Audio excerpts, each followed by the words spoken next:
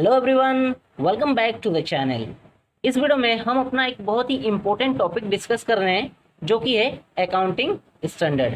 ठीक है, accounting standard क्या है? देखिए, अगर मैं सिंपल भाषा में आपको समझाऊं तो अकाउंटिंग के जो भी रूल्स एंड रेगुलेशंस है जिस पे हम अकाउंटिंग ट्रीटमेंट करते हैं, जो भी हम फॉलो करते हैं, वही हमारा अकाउंटिंग स्टैंडर्ड है। ठीक है ना। आप सिंपली समझ सकते हैं कि जैसे मान लीजिए हमारे देश के कानून बने हैं, है ना, एक रिटन फॉर्म में है ना, रूल्स एंड रेगुलेशंस, ताकि उसी के हिसाब से सारा डिसीजन लिया जा सके, उसी के हिसाब से काम करे, कोई गलत करे तो उसी के हिसाब से पनिशमेंट हो। इन द सेम वे हमारा अकाउंटिंग के फील्ड में भी वही चीज़ आप कह सकते हैं, जो कानून है ना, वही हमारे अकाउंटिंग के कानून कह सकते हैं इसको, अकाउंटिंग स्टैंडर्ड, जो कि फ्रेम किया गया है ICAI के द्वारा। ठीक है ना, ICAI जो है institute of chartered accountant of India. ठीक है, इसका फुल फॉर्म याद रखना, institute of chartered accountant of India. ठीक है, कभी फुल फॉर्म आ सकता है एक नंबर में आपके थ्योरी में। ठीक है, तो जो भी हमारे अकाउंटिंग एसोसिएशन है उसके द्वारा बनाए गए रूल एंड रेगुलेशन जो है वही हमारा अकाउंटिंग स्टैंडर्ड है। क्योंकि अकाउंटिंग क्या है, हमारा लेखा है, रिकॉर्ड करना है ना। तो रिकॉर्डिंग में कोई किसी तरीके से रिकॉर्ड करेगा, कोई किसी तरीके से रिकॉर्ड होगा, तो बहुत सारी समस्याएं हमें मिलेंगी, हमें बहुत सारी समस्याओं का सामना करना पड़ सकता है, जिसकी वजह से क्या है, इंडियन के चार्टर्ड अकाउंटेंट एसोसिएशन ने एक फ्रेम कर दिया है कुछ रूल्स एंड रेगुलेशन, जिसके हिसाब से सारे कंपनियों को चलना पड़ता है, वही हमारा है अकाउंटिंग स्टैंडर्ड। ठीक है, ओके। नेक्स्ट अब बात करते हैं नीड फॉर अकाउंटिंग स्टैंडर्ड। ठीक है ना, अकाउंटिंग स्टैंडर्ड की जरूरत क्यों पड़ी? जैसा मैंने अभी बोला आपको कि भाई अलग अगर कोई एक निश्चित मापदंड नहीं होगा, है ना, सपोज मान लीजिए जो हमारा स्टैंडर्ड मतलब क्या है, मानक होता है ना, जैसा स्टैंडर्ड यूनिट है हमारे किसी चीज को वजन नापने के लिए, हमारा स्टैंडर्ड यूनिट है ना किलोग्राम ग्राम। अगर ये नहीं होता तो आप अंदाजे में नापते कैसे? तो कम ज्यादा हो सकता था, कोई गलत नापता है ना। तो सेम वही चीज हमारे अकाउंटिंग स्टैंडर्ड मतलब अकाउंटिंग ट्रीटमेंट में एक सिमिलरिटीज लाने के लिए, ताकि हर कंपनी एक हिसाब से चले, तो सभी का रूल सेम हो, उसके लिए हमें जरूरत पड़ा किसकी? अकाउंटिंग स्टैंडर्ड की। नहीं तो सब कोई अपने मर्जी से काम कर रहा था। ठीक है, ओके। अब बात करते हैं इसके बेनिफिट्स ऑफ अकाउंटिंग स्टैंडर्ड। ठीक है, इसके क्या क्या बेनिफिट्स है? ठीक है, तो बेनिफिट्स में नंबर 1 क्या है? बहुत सारे बेनिफिट्स हैं।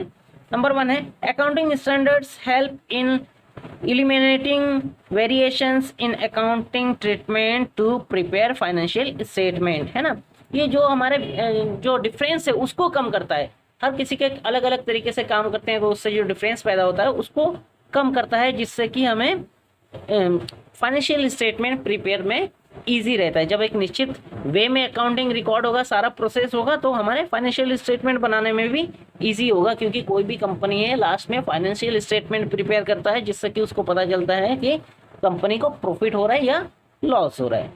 ठीक।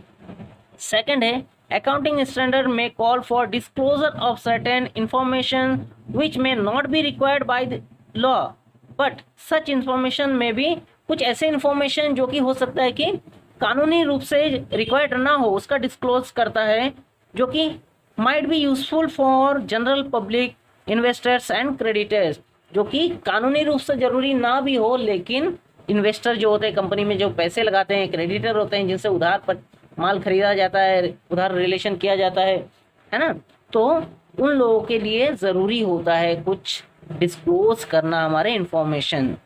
ठीक। नेक्स्ट थर्ड हमारा हो गया accounting standard facilitate comparability between financial statements of inter and intra companies.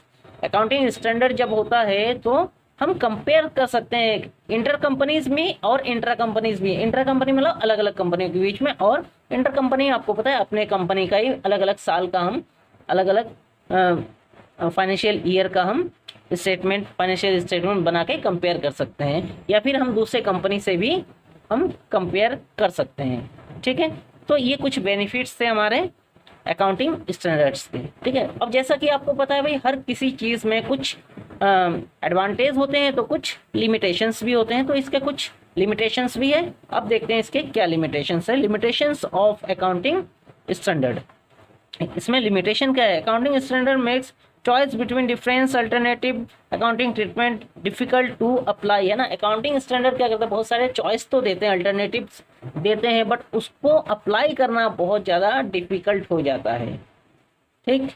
Second हमारा, it is rigidly followed and fails to extend flexibility in applying accounting standard. अब क्या होता है, अकाउंटिंग स्टैंडर्ड जब हम अप्लाई करते हैं तो फ्लेक्सिबिलिटी खत्म हो जाता है ना।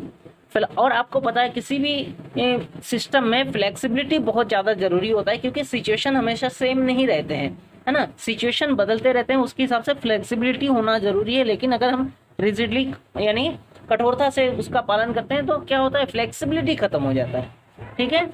लास्ट इसका लिमिटेशंस है, इसमें क्या कहते हैं कि इसमें हमें एमिट ऑफ प्रिवेलिंग स्टेटस, जो सारे कंपनियों का जो है एक बांध दिया जाता है, एक हिसाब से कह लो। ठीक है ना, एमिट, क्योंकि रूल एंड रेगुलेशन फिक्स कर दिया जाता है, भैया उसी को फॉलो करना है ना। तो ये है कि कंपनी के स्टेटस में जो है ओवर रीड हो जाता है, मतलब अवेलना हो जाता है कि कोई अपने हिसाब से नहीं कर सकता। ठीक है ना, उसको बांध दिया जाता है। तो ये कुछ हमारे थे अकाउंटिंग स्टैंडर्ड्स के लिमिटेशंस। ठीक है, तो ये इसी के साथ हमारा ये अकाउंटिंग स्टैंडर्ड का टॉपिक क्लियर होता है। उम्मीद करता हूँ आपको समझ में आया होगा। समझ में आया होगा तो वीडियो को लाइक करना, कमेंट करके बताना कितना समझ में आया, और हाँ, अपने फ्रेंड्स के साथ शेयर जरूर करना। और पहली बार अगर आप मेरे वीडियो देख रहे हैं तो चैनल को सब्सक्राइब कर लेना, तो एक कंप्लीट अकाउंटेंसी का कोर्स इस चैनल में आपको करवाया जाएगा। मिलता हूँ।